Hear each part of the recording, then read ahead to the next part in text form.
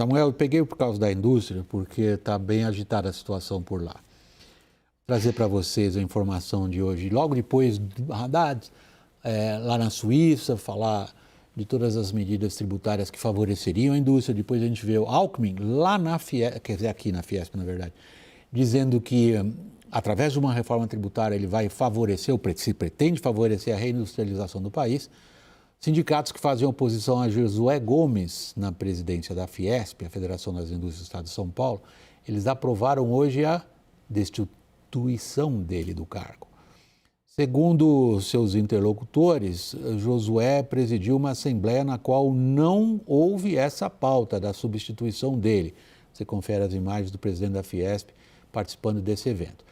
Ele teria deixado o local depois que a maioria dos presentes considerou insatisfatórias as respostas para questionamentos sobre sua gestão. Após o Josué ter deixado o recinto, a oposição abriu uma nova assembleia e aprovou a destituição dele. Foram 47 votos a favor de retirá-lo do cargo em um universo de 112 sindicatos. Aliados do mesmo Josué disseram à CNN que a destituição não tem validade jurídica.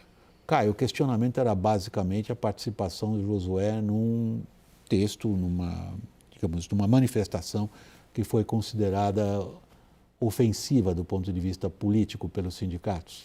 Isso. Tiveram vários questionamentos ali, né? Esse foi o central, né, William?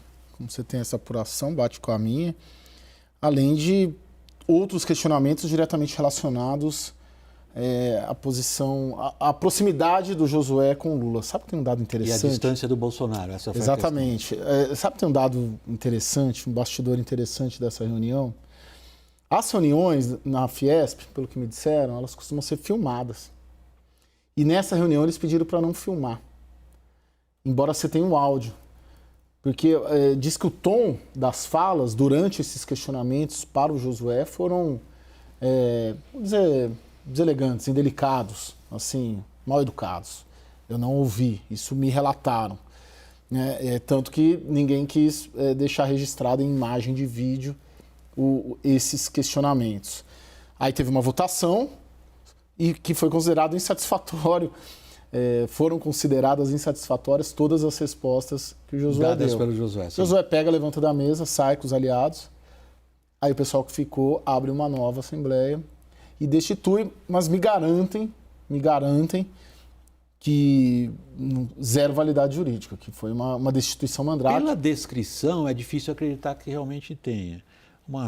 No mínimo tem que ter uma ata, né? Com a qual se propõe que uma assembleia comece. Teria que ter tido uma convocação. Oi? A gente sabe qual é a questão de fundo, qual é o ponto? O ponto é Bolsonaro. Qual é a discordância que há? A discordância é a seguinte, na visão geral ali, eu não estou contando aqui nenhum segredo, Josué foi considerado hostil a Bolsonaro. Mas essa é uma questão política, não é uma questão... Mas a gente só fala de política, Samuel. Não sei como você, como economista, sobrevive, porque a gente só fala de política. Você, inclusive. Né? É verdade. Você virou analista político também. Não, eu entendo isso. É uma profissão respeitada, tá? Quer dizer, não foi uma questão de fundo sobre como encaminhar os interesses da indústria. Não, zero, se Samuel. dá mais peso para a política industrial ou se dá mais peso para a PEC 45. Zero. Foram questões dessa natureza. Não. Foi uma iniciativa, inclusive, aqui do Paulo Scaff, né? 3 meses depois de deixar a presidência da Fiesp, ele se juntou ali com o presidente dos sindicatos patronais. Cujas ambições políticas são tradicionais, antigas e sabidas. Exatamente, para fazer um abaixo-assinado já contra o Josué. O Paulo Scaff foi um dos apoiadores de primeira hora de Jair Bolsonaro, inclusive até para rivalizar aqui em São Paulo com o João Dória, quando o Dória se tornou mais crítico ao bolsonarismo. E começou todo um movimento que tem esse final agora. Quando você lê realmente e vê as informações, você fica, mas o que aconteceu? Mas é isso, o Josué é mais próximo do Lula, né? Tem aquela relação com o ex-vice, né? Pai dele, o Zé Alencar. Isso. E o Paulo Scaff e essa turma é mais ligada ao Jair Bolsonaro. Isso aí gerou todo esse ruído.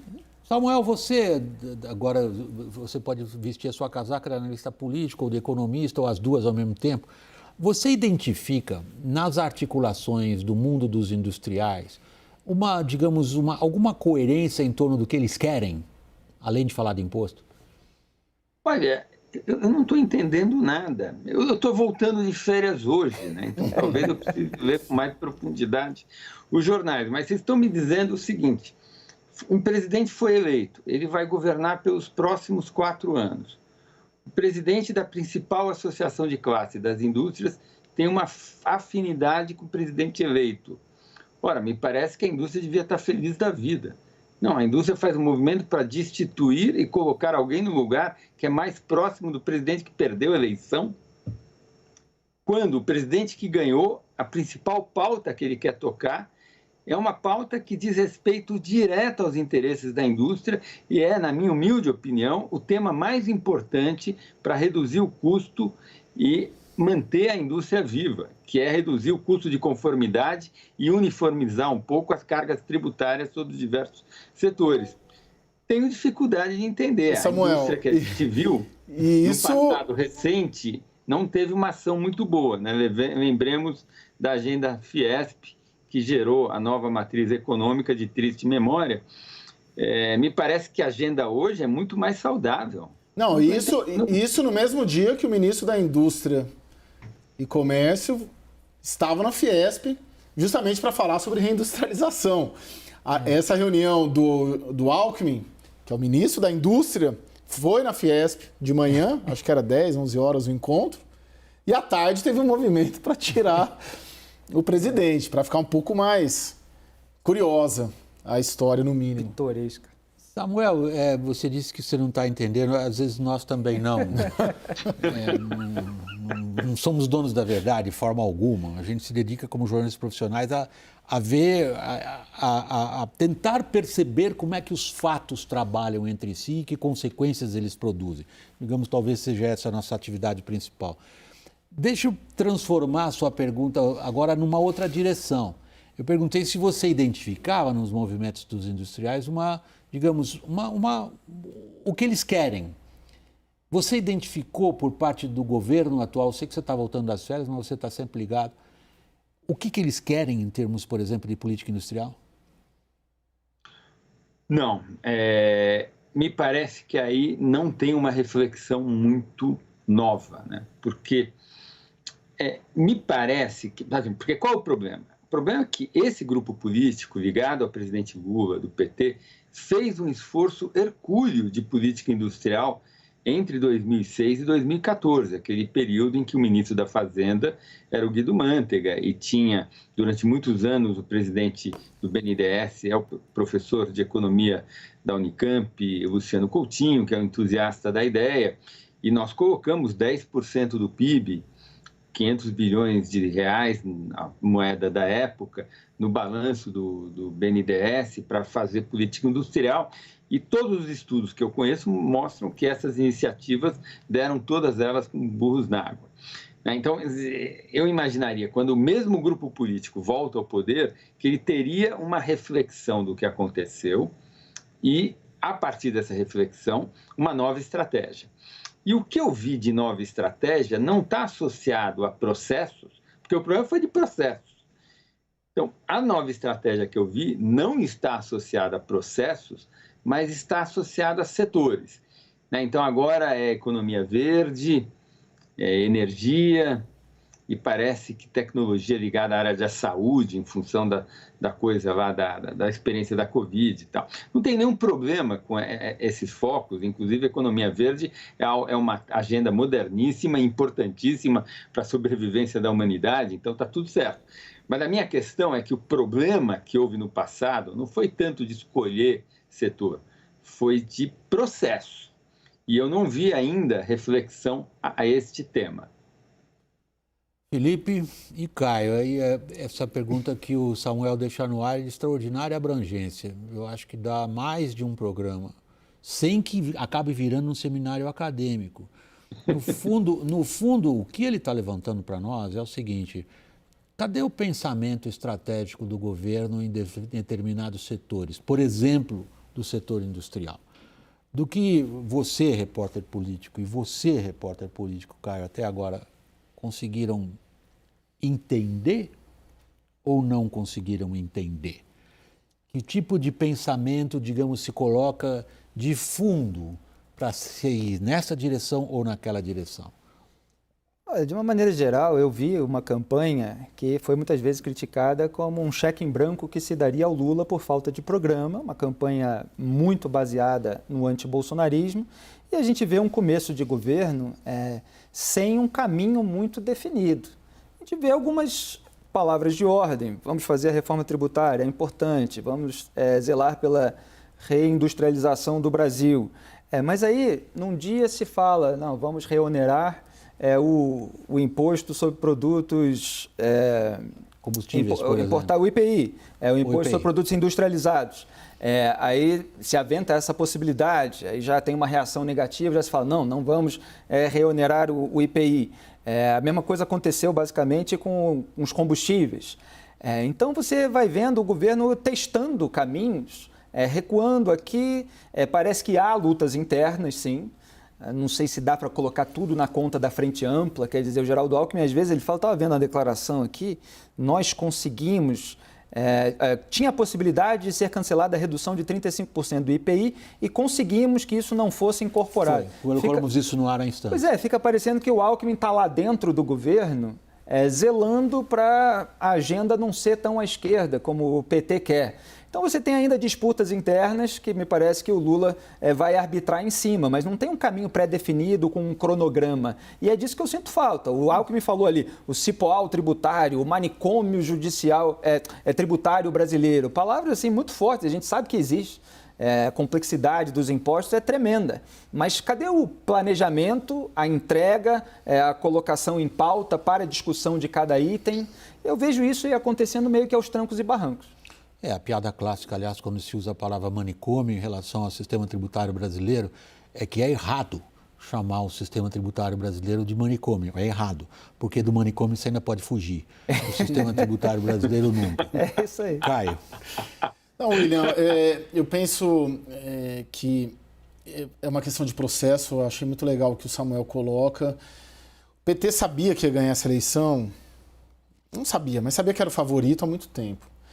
E durante a campanha, de fato, foi cobrado pelo programa econômico, sempre refugou o programa econômico. No caso da indústria, o Alckmin não era para ser o ministro, porque industriais não quiseram. Então, eu vejo essa tríade aí, Simone, Alckmin, Haddad, quase como isolados ali, como uma ilha dentro do governo, como costumam ser essas equipes econômicas diante ao processo político burocrático que Brasília acaba afogando essas pessoas que chegam e tentam fazer alguma coisa.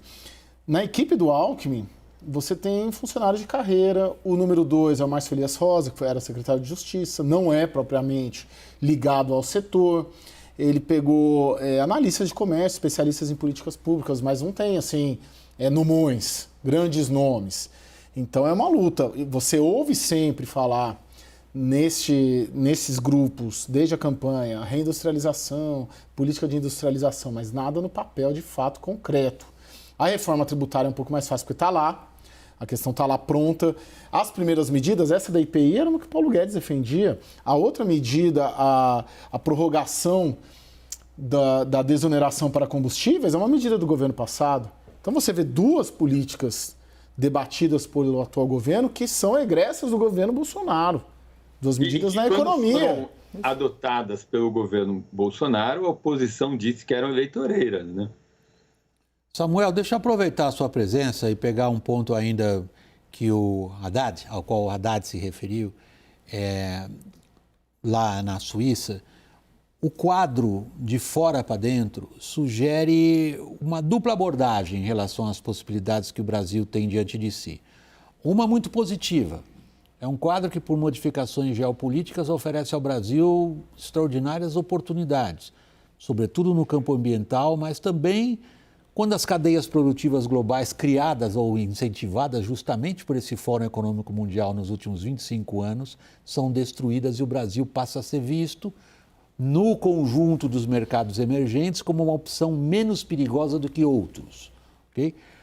O lado negativo é prever se os bancos centrais das principais economias consideram a inflação um fenômeno passado. Portanto, manterão ou não taxas de juros que fatalmente implicarão aqui em decisões difíceis a serem tomadas também. Como é que o Haddad está navegando nisso? Olha, a minha impressão é que vai ter uma sorte. Acho que o Lula é um homem de sorte, né? A gente tem que reconhecer, e tudo que eu quero é que o presidente do meu país tenha sorte. E aí, então, está tudo certo. Mas eu tenho a impressão que o processo de subida de juros nos Estados Unidos está próximo do final. Eu imagino, já está em 4,5%, né, a taxa básica lá, no intervalo entre 4,25 e 4,50. Eu acho que devem ter mais 3 ou 4 subidas de 0,25 pontos percentuais. É um pouquinho mais do que o mercado acredita, mas vai ser por isso. Tá? Então, mais 3 ou 4 subidas pequenas, e me parece que vai ser suficiente para lá na virada de 24 para 25 a inflação americana estar convergindo para 2. Eu acho que vai ter uma dor, vai ter uma recessão nos Estados Unidos no final desse ano, talvez na virada desse ano para o ano que vem. A taxa de desemprego lá, que está 3,6, 3,7, vai subir até uns 5,7, mas aí para. Então, eu diria que ainda o pior já não passou, ainda tem um pouquinho de dor, mas a gente já avançou muito no processo de normalização monetária nos Estados Unidos. Adicionalmente, tem muito ruído ainda na China, tem muita onda de Covid para pegar as pessoas, mas a China, no segundo semestre, ela deve ter uma atividade, a atividade deve ir bem lá. Essa surpresa de crescimento que tivemos no Brasil ano que vem, com a reabertura, ela deve vir no segundo semestre desse ano e no primeiro semestre do ano que vem. Isso vai dar um fôlego para a economia mundial, vai contrabalançar um pouco a piora do desempenho da economia que vem dos Estados Unidos e da Europa. Então, a gente pode ter um cenário em que o pior do ciclo monetário a gente passe nos próximos 2, 3 meses, parte da desaceleração da economia mundial seja compensada por uma China um pouco melhor, e que, apesar do preço das commodities caírem, não caiam tanto e o petróleo até se sustente um pouco em função do crescimento chinês. E aí a gente teria um cenário que seria favorável ao Fernando Haddad. Portanto, o cenário a gente vai batizar de a sorte do Lula. Exato.